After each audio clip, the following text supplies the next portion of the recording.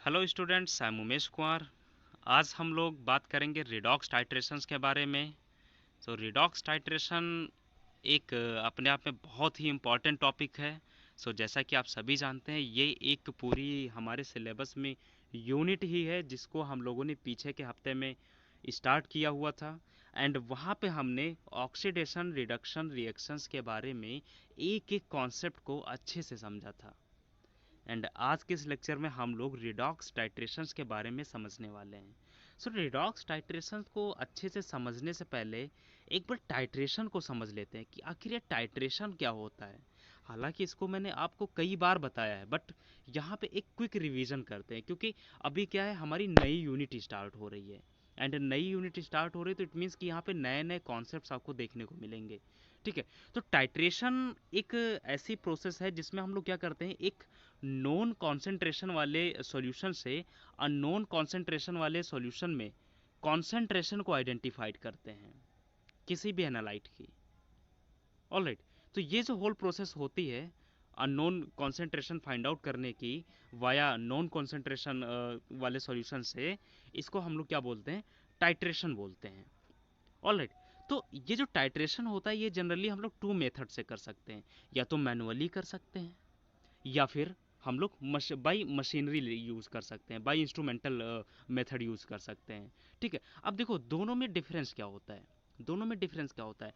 Manually जो हम लोग परफॉर्म करते हैं, मैनुअली आपको इमेज पे इमेजेस दिख रही हैं कुछ इस तरीके से, कोनिकल फ्लास्क है, ब्यूरेट स्टैंड है। तो कुछ इस तरीके की एक असेंबली होती है जिसपे हम लोग मैनुअली परफॉर्म करते हैं अपना टाइट्रेशन। अब इंस्ट्रूमेंटल की बात करें तो जैसा कि हमने अभी पीछे के लेक्चर्स में फिफ्थ यूनिट को फिनिश किया था, तो उसमें तीन मेजर टाइप्स की इंस्ट्रूमेंटल एनालिटिकल मेथड्स हमने डिस्कस किया था। कौन कौन से थे? एक तो हमारी पोटेंशियोमेट्री थी, दूसरी हमारी कंडक्टोमेट्री थी, एंड तीसरी हमारी पोलरोग्राफी थी। और तीनों को बहुत अच्छे से समझा था। ठीक है। अब देखो दोनों में डिफरेंस क्या था। मैनुअली में क्या होता है, जो हमारी मशीनरी थी, मशीनरी क्या करता था, कुछ वैल्यूज हमको प्रोवाइड करती थी। एंड उन्हीं वैल्यूज के सहारे हम लोग क्या करते थे, इंड पॉइंट को डिटेक्ट करते थे। ऑलराइट। इंड पॉइंट को डिटेक्ट करते थे। आपके दिमाग में आ रहा होगा कि इंड पॉइंट क्या होता है। तो देखो बेटा, इंड पॉइंट वो पॉइंट होता है जहाँ पे किन्हीं दो केमिकल्स के बीच में रिएक्शन कंप्लीट होकर के इक्विलिब्रियम स्टेट आता है, इक्विवेलेंट स्टेट एक मेंटेन हो जाती है आकर के रिएक्शन की। ऑलराइट। इट मीन्स कि वहाँ पे जितने भी मॉलिक्यूल्स हमारे एसिड के थे वो बेस के साथ में रिएक्ट करके साल्ट में कन्वर्ट हो चुके हैं। ये मैंने जस्ट आपको एग्जांपल दिया है आपको रिमाइंड करवाने के लिए, क्योंकि पीछे की क्लासेस में ऑलरेडी ये सारी चीज़ें हमने डिस्कस की कर रखी हैं। ठीक है। तो इसलिए इस पे ज़्यादा हम लोग नहीं जाते हैं। ऑलराइट। बट वहीं मशीनरी क्या करती थी, वो इंड पॉइंट आप मशीनरी जो भी वैल्यूज फाइंड आउट करती थी उनके अकॉर्डिंग देती थी। बट अगर हम मैनुअली की बात करें तो मैनुअली में क्या होता है कि हमको जो इंड पॉइंट होता है उसको विजुलाइज करना होता है। अब वो विजुअलाइजेशन कई चीज़ों पे डिपेंड हो सकता है। फॉर्मेशन ऑफ प्रोडक्ट इस पे हो सकता है, जहाँ पे रिएक्शन कंप्लीट हो रही है वहाँ पे फॉर्मेशन ऑफ प्रोडक्ट होगा, या फिर फॉर्मेशन ऑफ प्रोडक्ट हमारा बंद हो रहा होगा। या यूँ कह दें कि जो भी हमारा सॉल्यूशन होगा उसमें कलर का चेंजेस आ रहा होगा, देखने को मिल रहा होगा कि जब भी कोई रिएक्शन कंप्लीट हो रही होगी या तो उसमें कोई कलर आ जा रहा होगा, या तो वो पूरा का पूरा कलरलेस हो जा रहा होगा। दोनों कंडीशंस हो सकती हैं हमारे टाइट्रेशन में जब भी रिएक्शन कंप्लीट होती है। ऑलराइट। तो अब देखो डिफरेंस क्या है दोनों में। वो तो टेक्नोलॉजी में थोड़ा सा आगे हो जाता है, तो उससे जो हमको रिजल्ट्स मिलते मिलते हैं वो एक्यूरेट मिलते हैं। ठीक है। देखा जाए, अगर फंडामेंटली देखा जाए तो हमको फोर्थ यूनिट को पहले पढ़ना था, फिफ्थ को बाद में पढ़ना था। But due to lack of time हम लोगों ने क्या किया था कि फिफ्थ यूनिट को सबसे पहले पढ़ लिया था। एंड वो थोड़ा एडवांस भी थी। एंड अगर आपको फिफ्थ यूनिट अच्छे से समझ आ गए तो ये सारी चीज़ें आपको समझ आने में कोई दिक्कत नहीं होगी। ऑलराइट। ठीक है। तो ये जो मैनुअली हमारे होते हैं जितने भी टाइट्रेशंस जो भी हम लैब में परफॉर्म करते हैं, इसमें होता क्या है जनरली, इसमें हम लोग रिएक्शन का जो कंप्लीशन विजुलाइज करते हैं, विजुलाइज होने के लिए एक एक्सटर्नल केमिकल की रिक्वायरमेंट होती है। वो क्या होता है, ये जो पर्टिकुलर सॉल्यूशन आपको दिख रहा है कोनिकल फ्लास्क में, इसके अंदर उसको ऐड कर दिया जाता है। अब इसके अंदर जब ऐड कर दिया जाता है तो क्या होता है कि जब रिएक्शन दोनों के बीच में कंप्लीट होती है, तो जैसे जैसे रिएक्शन चलती है वैसे वैसे उसमें क्या होता है, पीएच के चेंजेस आते रहते हैं। और ड्यू टू पीएच चेंजेस क्या होता है कि जो हमारे कोनिकल फ्लास्क में प्रेजेंट एनालाइट्स हैं या फिर जो सॉल्यूशन है वो क्या होता है, उसका जो कलर है उसमें चेंजेस देखने को मिलते हैं, कलर में चेंजेस देखने को मिलते हैं।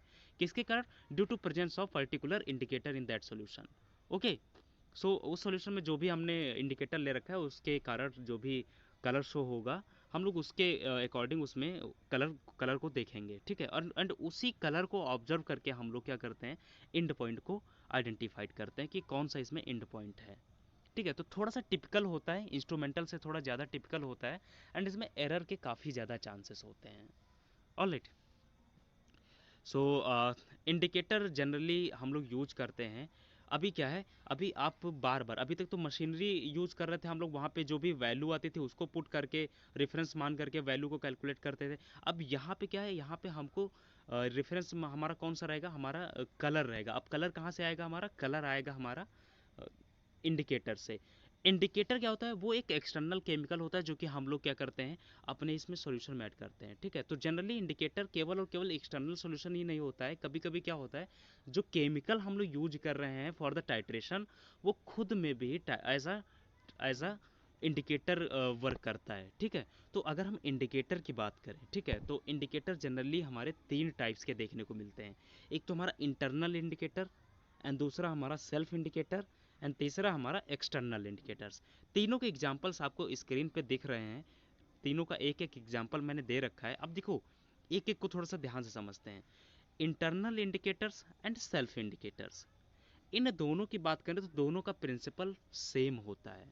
इनका मतलब यही है कि जो हम लोग टाइट्रेंट यूज कर रहे हैं या फिर टाइट्रेंट यूज कर रहे हैं, जो भी उसमें रिएक्शन कंप्लीशन पे एक्टिविटी देखने को मिलेगी, कलर चेंजेस देखने को मिलेंगे या कोई प्रोडक्ट का फॉर्मेशन देखने को मिलेगा या डीकलरेशन की रिएक्शन देखने को मिलेगी, तो ये सारी किसके कारण होंगी, वो due to the presence of that particular analyte. Okay, जो हमारा एनालाइट उस सॉल्यूशन में प्रेजेंट ऑलरेडी प्रेजेंट होगा वो उस पर डिपेंड करेगा।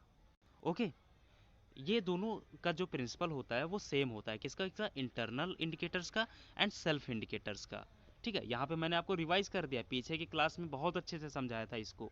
And third one is your external indicator. अब नाम से लग रहा है एक्सटर्नल इंडिकेटर, इट मीन्स कि ये हमारा बाहर वाला होगा। एक्सटर्नल इंडिकेटर को हम लोग क्या करेंगे, बाहर से ऐड करेंगे अपने पर्टिकुलर सॉल्यूशन में, ठीक है। तो वो क्या करेगा, जब भी टाइट्रेंट हमारा टाइट्रेंट के साथ में रिएक्ट करेगा और रिएक्शन उनके बीच में जहाँ पे कंप्लीट होगी वहाँ पे एक पर्टिकुलर कलर को शो करेगा, एंड उसी कलर को पॉइंट मान के हम लोग क्या करते हैं, वैल्यू को नोट डाउन करके अपनी अननोन कॉन्सेंट्रेशन को कैलकुलेट कर लेते हैं। ऑलराइट, सो ये तीन टाइप्स के हमारे इंडिकेटर्स हैं जो कि various types of titrimetric analytical methods में यूटिलाइज किए जाते हैं, एंड इन्हीं को हम लोग अपने रिडॉक्स टाइट्रेशंस में भी यूटिलाइज करते हैं। सो ये तो बात थी हमारे इंडिकेटर्स की। अब हम बात करते हैं अपने रिडॉक्स टाइट्रेशंस की। सो रिडॉक्स टाइट्रेशंस को अच्छे से समझने के लिए आपको ऑक्सीडेशन एंड रिडक्शन वाली वीडियो बहुत अच्छे से देख के समझना पड़ेगा। सो जिसने अभी तक नहीं देखा है तो प्लीज़ जाकर के पहले आप उसको देखिए, तब जाके आप इस वीडियो को कंटिन्यू कीजिए। सो रिडॉक्स टाइट्रेशंस की अगर हम बात करें तो देखिए होता क्या है रिडॉक्स टाइट्रेशंस, तो नाम में क्या आ रहा है, रिडॉक्स। रिडॉक्स को आपको मैंने ब्रेक डाउन करके बताया हुआ था कि अगर इसको हम ब्रेक डाउन करेंगे तो किस में ब्रेक डाउन होगा, एक तो हमारा रेड में ब्रेक डाउन होगा एंड दूसरा हमारा ऑक्स में ब्रेक डाउन होगा। ऑलराइट, सो ये जो रिडॉक्स होता है इसमें जो रेड का मतलब होता है, रेड का मतलब होता है रिडक्शन। ऑलराइट, रेड का मतलब होता है रिडक्शन। हिंदी में आप क्या बोलते हैं, इसको अपचयन बोलते हैं। ऑलराइट, एंड ऑक्स का मतलब होता है ऑक्सीडेशन। ऑलराइट, हिंदी में आप लोग इसको क्या बोलते हैं, ऑक्सीकरण। ओके, कुछ हमारे हिंदी के बच्चे हैं जो कि समझ नहीं पा रहे थे कि आखिर ये रिडक्शन एंड ऑक्सीडेशन है क्या, तो वो हिंदी के कारण बस नहीं समझ पा रहे थे। ऑलराइट, बाकी उनको आता अच्छा था। ओके, तो रिडॉक्स टाइट्रेशन जनरली होता क्या, देखो हम हर एक टाइट्रेशन में क्या करते हैं, एक टाइट्रेंट को लेते हैं, एक टाइट्रेंड लेते हैं, उनके बीच में रिएक्शन देखने को मिलती है एक, ठीक है। तो रिडॉक्स टाइट्रेशन में जो टाइट्रेंट और टाइट्रेंट के बीच में जो रिएक्शन देखने को मिलती है वो रिएक्शन हमारी ऑक्सीडेशन रिडक्शन रिएक्शन होती है। इट मीन्स कि वो जो रिएक्शन हो रही होती है उसके अंदर ऑक्सीडेशन एंड रिडक्शन हो रहा होता है, एंड उसी के बिहाफ पे उसी के बिहाफ पे हमको जो भी रिजल्ट मिलता है वो आइडेंटिफाइड होता है। ऑलराइट, अब देखिए जनरली होता क्या है इस टाइप की रिएक्शंस में, जो भी हमारे पर्टिकुलर एलिमेंट्स और आयंस होते हैं उनकी वैलेंसी में फ्लक्चुएशन होता है, उनकी वैलेंसी में चेंज देखने को मिलता है, क्योंकि वहाँ पे क्या होता है कि जो ट्रांसफ़र ऑफ इलेक्ट्रॉन्स देखने को हमको मिलता है, वो क्या होता है, वो एक तो हमारे इलेक्ट्रॉन्स को लूज कर रहा होता है एंड एक हमारे इलेक्ट्रॉन्स को गेन कर रहा होता है या एक्सेप्ट कर रहा होता है। ठीक है, तो दोनों कंडीशंस देखने को मिलती हैं, इसीलिए तो इसको हम लोग रिडॉक्स रिएक्शंस बोलते हैं। ऑलराइट, तो ये इसके बारे में हम लोग ज़्यादा डिटेल्स में स्टडी नहीं करते हैं, क्योंकि पीछे की क्लास में हमने इसको बहुत अच्छे से समझा है ऑक्सीडेशन एंड रिडक्शन के बारे में। यहाँ पे हम लोग रिडॉक्स टाइट्रेशंस की बात करते हैं। ओके, तो ये जो रिडॉक्स टाइट्रेशन है जनरली ये किस पे डिपेंड करता है, हमारे ऑक्सीडेशन रिडक्शन रिएक्शंस पे। ऑलराइट, अब देखिए रिडॉक्स टाइट्रेशन कुछ पर्टिकुलर एलिमेंट्स का ही होता है। ओके, एंड उन्हीं पर्टिकुलर एलिमेंट्स के आइडेंटिफिकेशन के लिए हम लोग क्या करते हैं, इनको कई पार्ट्स में, थोड़े पार्ट्स में डिवाइड कर दिया, टोटल 9 पार्ट्स में डिवाइड कर दिया है। ठीक है, लेकिन हमको स्टडी कितने करने, हाँ करने हमको मात्र 7 टाइप्स को इसके स्टडी करना है, जो कि हमारे सिलेबस में है अभी के लिए। ठीक है, तो यहाँ पे मैंने कुछ टाइप्स को ले रखा है जिनको आगे आने वाले लेक्चर्स में हम लोग कंप्लीट करेंगे। सो कुछ टाइप्स हमने ले रखे हैं, जैसे कि यहाँ पे cerimetry, iodimetry, iodometry, bromometry, dichrometry and titration with potassium iodate. ठीक है, तो यहाँ पे टोटल 6 टाइप के हमने ले रखे हैं। तो ये जो 6 टाइप्स के हमने टाइप्स के रिडॉक्स टाइट्रेशन ले रखे हैं, ये आपके सिलेबस में हैं, जिनको डिटेल्स में हमको स्टडी करना है। ठीक है, तो देखिए यहाँ पे थोड़ा थोड़ा सा मैं आइडिया दे दूँ। अब एक तो ब्रेन में इमेज बन गई होगी, जो टाइट्रेशन हम लोग करेंगे वो किस चीज़ के बेसिस पे करेंगे। ओके, किस चीज़ के बेसिस पे करेंगे। अब ये जो नेम्स दिए गए हैं, ये जितने भी हमारे ये टाइप्स दिख रहे हैं आपको, ये जो टाइप्स दिख रहे हैं, ये टाइप्स जो पर्टिकुलर हम लोग टाइट्रेंट यूज कर रहे हैं उस टाइट्रेशन के मेथड में। ठीक है, तो उसी टाइट्रेंट के बेसिस पे ये नाम दिए गए हैं, जैसे कि सेरीमेट्री। तो सेरीमेट्री में जो टाइट्रेंट हम लोग यूज करेंगे उसमें सीरियम के कुछ आयंस होंगे हमारे। ठीक है, तो सेरियम सल्फेट हम लोग जनरली यूटिलाइज करेंगे इसमें। ठीक है, as a titrant. Okay, iodimetry, देखिए बच्चे कहाँ पे कंफ्यूज होते हैं, आयोडीमेट्री एंड आयोडोमेट्री, इन दोनों में बच्चों को बहुत कंफ्यूजन होता है कि आखिर ये दोनों हैं क्या, ये दोनों आखिर हैं क्या। अब देखो यहाँ पे थोड़ा सा दिमाग खोल के समझना। आयोडीमेट्री में क्या होता है कि इनडायरेक्ट टाइट्रेशन होता है आयोडीन का। ऑलराइट, एंड जो आयोडोमेट्री होता है, ठीक है, उसमें टाइट्रेशन, सॉरी यहाँ पे मैंने अपोजिट बोल दिया, जो आयोडीमेट्री होता है इसमें डायरेक्ट टाइट्रेशन होता है हमारे आयोडीन का। एंड जो आयोडोमेट्री होता है इसमें क्या होता है, इसमें टाइट्रेशन होता है आयोडाइड आयंस का। ऑलराइट, देखिए सिंपल लैंग्वेज में समझते हैं। आयोडीमेट्री में जनरली जो रिएक्शन देखने को मिलती है उसमें क्या देखने को मिलता है, इसमें हमारा आयोडीन आयोडीन क्या होता है, आयोडाइड में कन्वर्ट होता है। जो आयोडीन है ये हमारा कन्वर्ट होता है आयोडाइड में। ऑलराइट, ये आयोडाइड में कन्वर्ट होता है। लेकिन आयोडोमेट्री में क्या होता है, ये जो आयोडीन होता है, आयोडाइड होता है, ठीक है, ये आयोडीन में कन्वर्ट होता है। ऑलराइट, तो ये जो आयोडोमेट्री है इसको हम लोग एक तरीके से बैक टाइट्रेशन के नाम से भी जानते हैं। इसको हम लोग बहुत अच्छे से समझेंगे कि आखिर बैक टाइट्रेशन से क्यों जानते हैं इसको, कैसे जानते हैं इसको बैक टाइट्रेशन के नाम से। ओके, एक एक प्रिंसिपल को, जब एक एक टॉपिक को हम लोग अच्छे से डिस्कस करना स्टार्ट करेंगे तो एक एक को बहुत अच्छे से समझेंगे हम लोग।